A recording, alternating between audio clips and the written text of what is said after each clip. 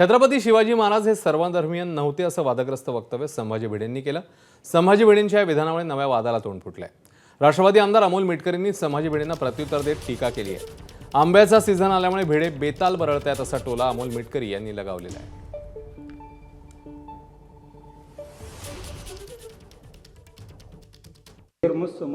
नव्हते आम्ही चिकटवलंय हिंदूवादी आणि हिंदू धर्म हा मग हिंदू धर्माच्या रक्षणासाठीच होते,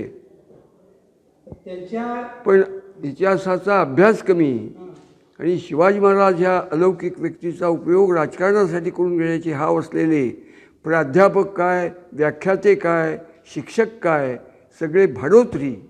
शहाजीराजे तर स्वतः मला हिंदवी स्वराज्य स्थापन करायचं आहे, मला स्वतंत्र राज्य उत्पन्न करायचं आहे, तो हिंदू समाज, हिंदू संस्कृती याच्या रक्षणासाठी मला स्वतंत्र हिंदूंची सत्ता म्हणजे हिंदवी स्वराज्य उत्पन्न करायचे असं बोलले। असं आहे, सध्या उन्हाळा लागला आहे आणि आंब्यांचा सीझन सुरू झालेला आहे, त्यामुळं असे नासक्या विचाराची लोक काहीतरी बरळत असतात। मराठा बहुजन समाजाच्या मुलांना वेठीस धरून तुम्ही तुमचं पाप लपवण्याचा प्रयत्न करताय आणि त्यांना जास्त महत्त्व देऊ नका। त्यांची व्हॅलिडिटी संपलेली आहे, त्याच्यामुळे त्यांना जास्त भाव देण्याची गरज नाही। एबीपी माझा, उघडा डोळे बघा नीट।